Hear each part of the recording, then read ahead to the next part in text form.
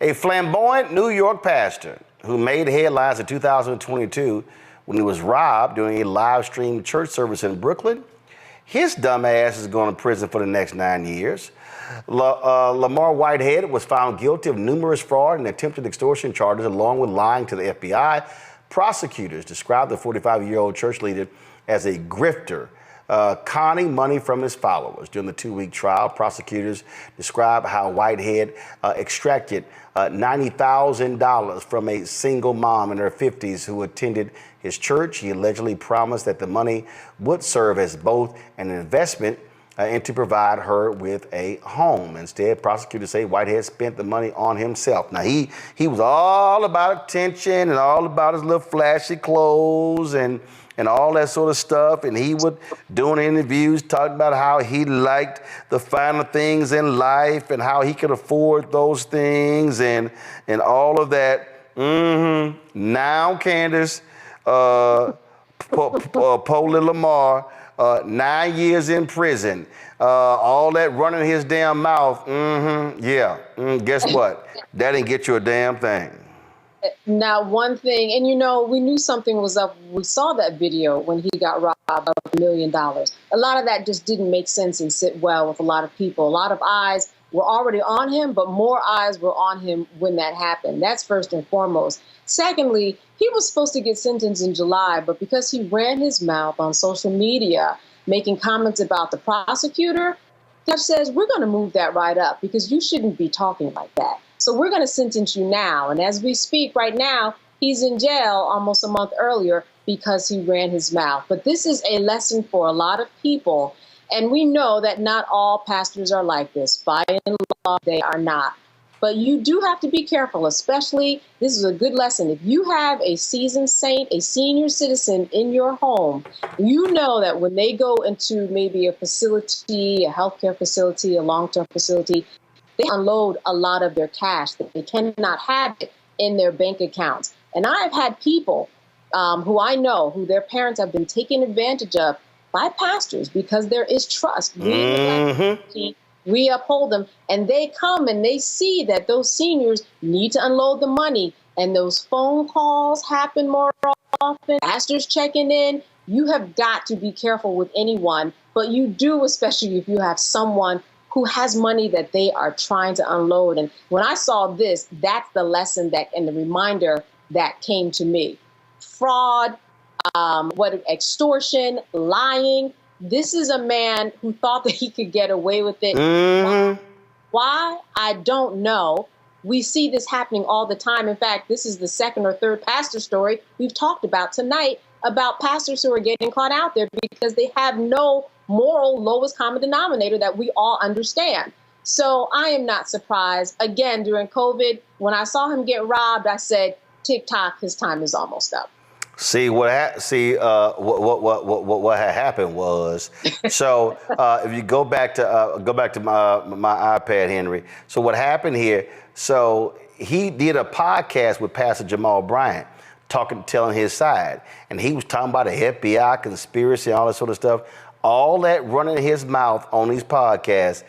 Man, just go ahead and listen to this lying fool. It makes sense to me in order for me to say okay, right? Yeah. And y'all not making sense. I know it's hot. I know the heat is hot, but at the end of the day, too much is given, much is required. Yeah. And I tell them this: the God I serve used me as a vessel. That's right. And the vessel that He's using is for revelation. So if I back out of what I'm supposed to face head on, how can God use me to give me to give me revelation, right? And through this experience, I'm able to help so many people. But if I wasn't attacked the way I was, I wouldn't be able to help the people that I'm helping now, right? Yeah. So many people say, Bishop, how do you have a smile on your face? Jamal, I really trust Jesus. Wow. Right? I know I don't look like it because I look like a rapper. People say you're around a lot of rappers and think, oh, you a fraud. You can say whatever you want to say. Yeah. But I really trust Jesus. Like I have a relationship with my God, right? Yeah. And when you have a relationship with God, and I know I'm preaching to the choir, but when you have a relationship with God, right, nobody else's opinion matters, right? So I know who God made me, and I'm going to continue to push. So, you expect me to come out in a black suit, I'm going to come out in a Fendi suit. So that's just what it is. And I'm never going to let you control what God has ordained. And that's my motto. So I say this here, God revealed 9 years, Larry. Yeah. So last time I checked, Roland, there's no verse in the Bible talk about being a hustler. And so, he took the lots of money, power, respect. He took that literally. And so he's a crook. And now he's going to jail. And once again, Roland, sometimes you should keep your mouth closed when you're in these kind of situations. And once again, he won't be wearing any bling. He'd be wearing a jumpsuit. And the other thing is, we have to keep in mind those who were victimized. Another example of the individuals who were victimized by this someone who says they're a religious person, but certainly, like I say, he's not following the tenets of the Bible. And Joe, last I checked, I don't think they make Fendi prison jumpsuits. Hello. Sorry. This guy, I think I was on when we were talking about him before. And we knew then something was wrong. And I think at the time we said, but just you wait. We'll learn more later. And we're learning more later. But I'm going to go ahead and be controversial here because I just don't care. Why is Jamal Bryant giving him an airing? Oh, no. We appreciate, first of all, Jamal has a podcast. I appreciate that because that's what got him to go to prison early. Well, that's true. No. I mean, I ain't got no problem. First of all, listen, people reach out to me, want to come on the show. I've done interviews with people over the years. I've done interviews with people, they ass is guilty as hell. And I'm like, I don't know why you talking, but I'll go ahead and talk to you. So he talked for an hour and 10 minutes and just ran his mouth, and the feds was sitting there. Go ahead and play some of this. No, Rashid Anderson was her son. Okay. But Brandon Belmonte was a federal informant that played as if he's a victim because they wanted to take down the mayor, Eric Adams. So we're going to get into that. Yeah. And then the fourth charge was lying to an FBI agent. Okay, we're going to talk about that. And the fifth charge was wire fraud for an allegedly trying to take $250,000. So let's go to the first count. Pauline Anderson. Now, before I can get to the first count, I got to tell you guys the entire picture. So I love the fact that he talked to Jamal. Yeah. Yes, but my point is something broader. Just like we've been saying throughout the segment, it's not just the person who's doing the deeds. It's the people who are co-signing for them. It's the people who are giving them credibility, lending them credibility. Let me tell you what, I do not hang out with crooks. I do not hang out with people who don't share my same moral views. Doesn't mean we don't, we have to agree on everything, but I just don't hang out with everybody. No, but he didn't co-sign. What happened was, what happened was, let me tell you what happened. Lamor Whitehead reached out to Pastor Jamal Bryant, said he wanted to do his podcast, wanted to tell his side of the story. Whitehead had been doing all sort of interviews. I appreciated him doing the interview. Again, all he did was just make the U.S. attorney go, appreciate that, dog. Mm-hmm. We're coming for you a little one earlier. thing we can agree with, stop doing interviews when you're under investigation. No, I want some people to talk. Because Whitehead exposed who he is, and he was running around talking about how tight he was with Eric Adams, and the text messages were revealed. Adams was like, stop invoking my name, trying to use my name. Bottom line is, Whitehead got busted for being a con artist. And guess what? He wanted attention. That's what he wanted, and he got it.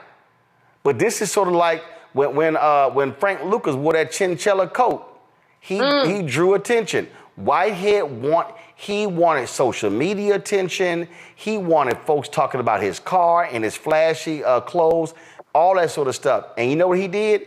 He put a big ass spotlight on him, and the feds went. That's exactly what happened. He brought all the attention on himself. And so now he has 9 years to think about all of that attention. So his house sold for almost $2 million. And if you remember, when he got robbed, that was a very small storefront church, from what I remember. Come on. How did he get all of this money? How is he wearing $1 million? And what does that say to the congregants? He might have had Jesus on his side, which I understand that, but then there's his own volition that got in the way, and he made the wrong decision over and over again. A woman in her 50s trying to buy a house, $90,000. He takes it. Meanwhile, he's in a house that's worth $2 million, and then said, oh, I can't give you your money back. It's spent. Extorting people, saying that they will get more money. I needed to see him with Reverend Bryant talking himself into really his sentence. I think that judge was annoyed with him. 30 days sooner is when he got the sentence. He's supposed to be sentenced in July. She saw that video too. Everybody did, and I can appreciate it. They saw the video and went, Gone. They literally said, go arrest his ass right now. So understand, when they pulled him in, they put his ass in jail. It wasn't like we're gonna move your sentencing up. No, he been behind bars since that interview. So, Pastor Bryant, appreciate the interview. Somebody's killing poor people, and it's going on. When COVID happened, poor people were dying at a rate already of 800 people a day. Before COVID. If you went to a funeral every single day, it would take you 600 years to attend all the funerals of the people who will die from the ravages of policy violence, poverty, and low wages in America in just 1 year. It would take you 2 years and 19 days to go to all of the funerals of the people that will die today, and oftentimes silence. Nobody talks about this political genocide, but we are determined today to remember their death and be a resurrection of voting power and voice power like never before. Economic justice and saving this democracy are deeply connected. We, as a nation, must listen to the demands of the poor, who are pushing and will continue to push political candidates and elected leaders to lift from the bottom so that everybody can rise. We are the poor, the marginalized, and the underpaid.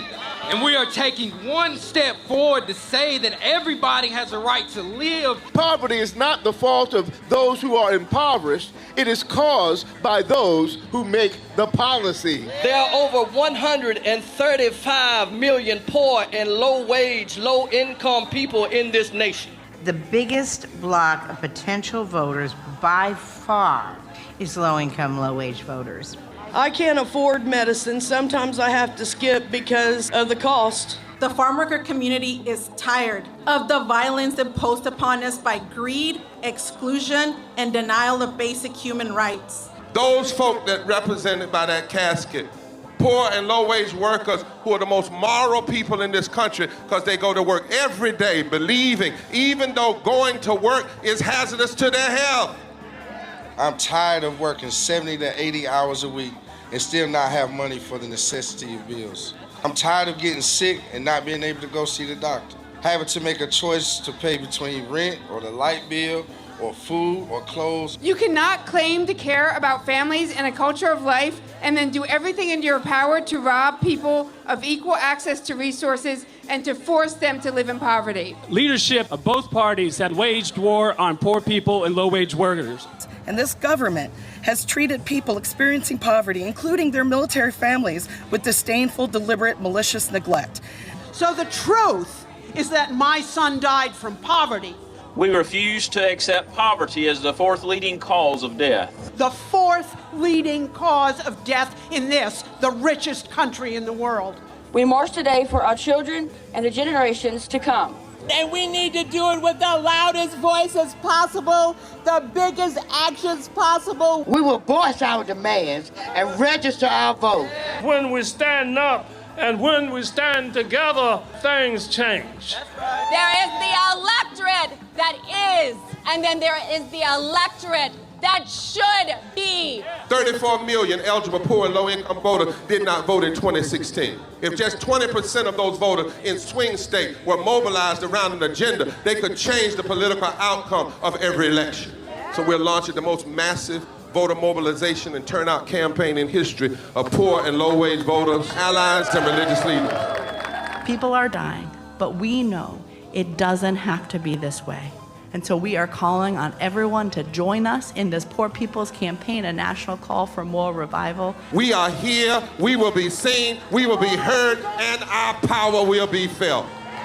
We don't need to be an insurrection. We are a resurrection that will be felt across this country. Are you ready? Ready? Ready? Ready?